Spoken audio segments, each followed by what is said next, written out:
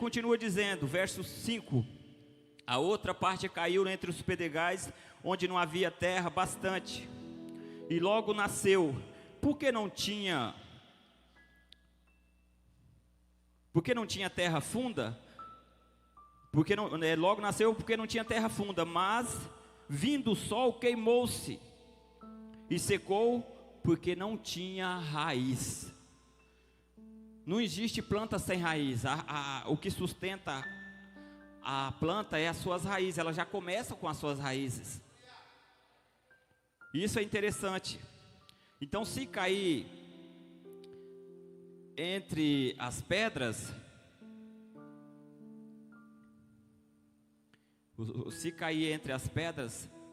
ela pode até gerar uma emoção, um choro, pode até gerar alguma coisa no início.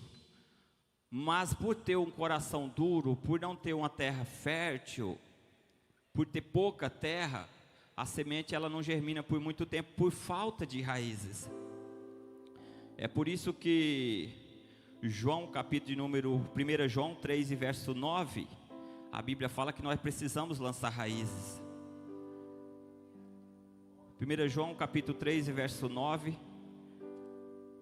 Se os irmãos achassem que pudessem ir nos ajudando, que eu não perco tempo lendo. 1 João capítulo 3 verso 9, 1 Pedro 1 e 23, quem achou?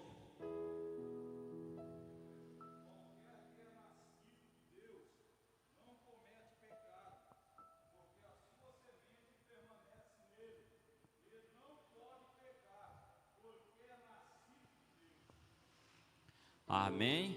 E esse não comete pecado é do sentido de viver na prática do pecado. Não é o mesmo sentido que João fala que todos pecamos. Aquele que disser que não tem pecado faz-se um mentiroso. Mas não comete pecado no sentido de viver na prática do pecado. Não viver na prática do pecado, é esse o sentido. Porque a semente está nele.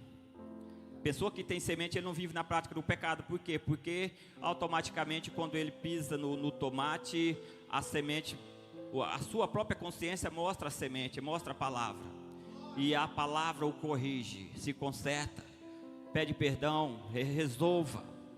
Vai à frente, vai à frente. Não deixa para o dia do juízo.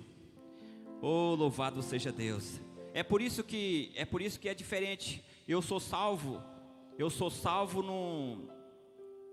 a diferença entre servir a Deus para ser salvo e ser salvo servindo a Deus. Ou seja, eu pratico as boas obras por ser salvo. Eu não estou praticando as boas obras para ser salvo. Tem muita gente dentro do evangelho tentando ser salvo. Para quem pratica as boas obras para ser salvo, irmão, o evangelho é terrível. É por isso que vemos pessoas falando, irmão, é difícil ser crente, é difícil ser crente. É difícil se você estiver sozinho, se você tentar entrar no céu sozinho. Mas se você praticar boas obras porque está cheio de Deus, porque Cristo habita em você, porque a semente está no seu interior, não é difícil. Não é difícil.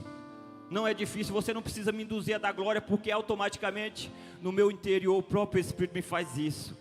Você não precisa mandar, irmão, você tem que perdoar o seu irmão, você tem que fazer isso, não precisa, porque quando eu fazer algo contra o meu irmão, naturalmente me sinto remorso, uma tristeza, eu preciso ir adiante. É a diferença entre ser salvo para entrar no céu, ou entrar no céu por já ser salvo.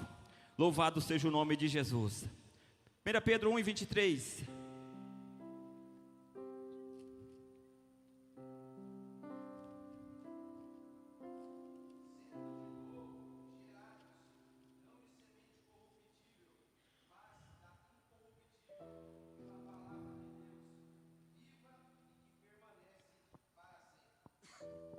Louvado seja o nome de Jesus.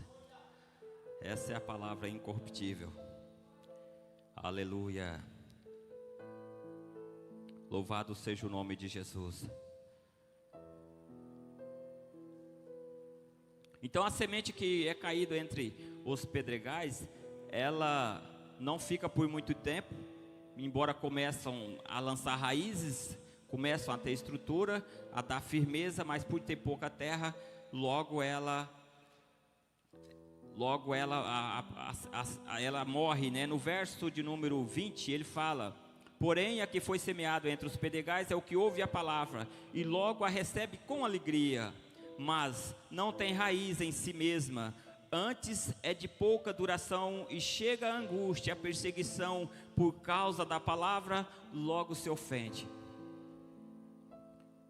Não tem firmeza. Eu estou servindo a Deus, estou servindo a Deus, estou servindo a Deus. Ou seja, a semente entrou e a semente está lançando as raízes. Mas eu tenho pouca terra, tenho muita pedra, meu coração é duro, é muita pedra, é muita pedra. Embora que superficialmente existe terra, mas são muito pouca.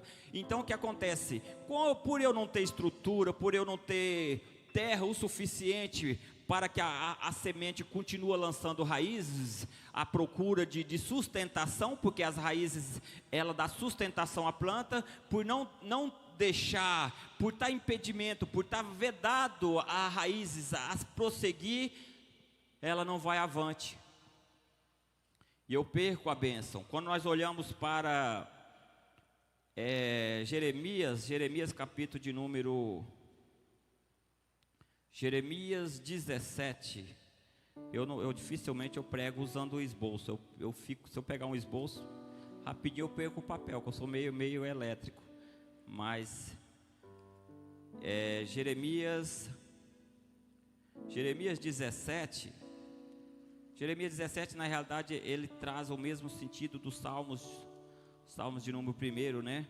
O salmo de número 1 fala que é bem-aventurado o varão que não anda segundo o conselho dos ímpios, nem se deita no caminho dos pecadores, e nem se assenta na roda dos escarnecedores.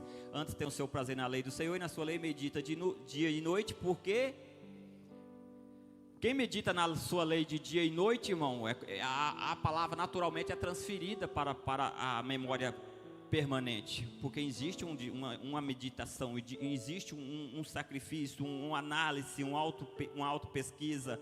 Então, naturalmente, ela é transferida. Então, para quem medita de dia e noite, ele fala no Salmo 1, será como a árvore plantada junto ao ribeiro das águas, o qual dá o seu fruto na estação própria, cujas folhas não caem, tudo quanto fizer prospera. Por quê? Porque essa meditação na sua lei de dia e noite faz com que as raízes prossigam. E o que dá sustentação à planta do lado do ribeiro não é simplesmente a estação, não é simplesmente o que faz dar sustentação, é porque a raiz prossiga.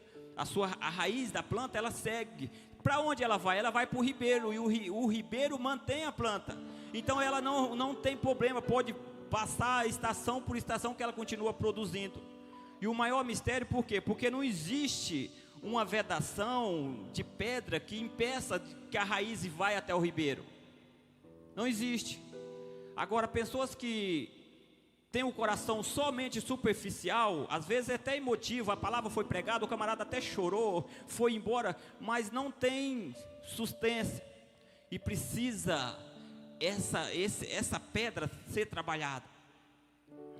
E por não ter, então ela simplesmente fica por um período de tempo. Quando vem a dificuldade, eu vou ser crente coisa nenhuma, eu vou ligar para a Bíblia, o quê? Inclusive, hoje eu encontrei um camarada, há 2 meses ele levou para mim vários livros, mostrando livros que ele comprou, e muitos livros bons, e eu estive olhando os livros dele, fiquei apaixonado, porque tinha muitos livros bons, com tema, e eu andei dando uma olhada nos livros dele. E aí hoje, depois peguei um dos livros dele emprestado, hoje eu fui devolver o livro para ele, deixei na minha bolsa para quando eu encontrasse ele para devolver o livro. Hoje eu fui devolver o livro, sabe qual foi a conversa dele? Se eu não queria comprar os outros livros dele, porque eu não queria não tinha tempo para crente, não quero mexer com isso. Aí eu fiquei observando, eu falei, oh meu Deus do céu. Então, irmão, assim, são pessoas que não têm estrutura. Quando vem a dificuldade, quando vem o vendaval, não tem raiz, porque está só superficial, a planta tomba. É por isso que quando o salmista fala, e a Bíblia está riquíssima de versículos, nos apresentando como plantas. A Bíblia fala que nós somos, nos Salmos, acho que é o Salmo 92, fala que nós somos comparado como o cedro no Líbano, né? Ou seja, o cedro no Líbano, ele aguenta os maiores vendavais. O cedro é uma planta que entorta para todos os lados, mas não arranca. Está firme, está enraizada. Então a Bíblia nos apresenta que, como estamos firmes em Cristo, nós suportamos qualquer vendaval. Isso não nos impede. Por quê? Porque estamos enraigados. João fala que nós, acho que está em Efésios, não vou ler para ganhar tempo, mas fala que nós devemos estar enraigados em amor. Parece que está em Efésios capítulo 2. Devemos estar enraigados em amor. O fruto do Espírito Santo, o principal fruto do Espírito Santo é o amor. Quando você abre a Bíblia falando sobre os dons espirituais, procurar com zelos os melhores dons, vai falando sobre vários dons e tal, e no final ele diz, procurai com zelos os melhores dons, e continua, aí ele fala, e mostrarei a vocês um caminho ainda mais excelente, e entra no capítulo 13, falando do amor. O caminho mais excelente é o amor. É por isso que quando você abre a Bíblia em Gálatas 5:23, falando dos frutos do Espírito, já começa, o fruto do Espírito é amor, gozo, paz, longanimidade, benignidade, bondade, fé, mansidão e temperança. O amor é o principal fruto, é a principal essência do Espírito de Deus. Pessoas que falam que tem o Espírito de Deus e não amam, a própria Bíblia fala que ele é mentiroso, né? Se você vê a falta de atenção é o principal. Mas vamos lá, Jeremias capítulo número 17, falando dos salmos primeiros, que você precisa, a riqueza daquela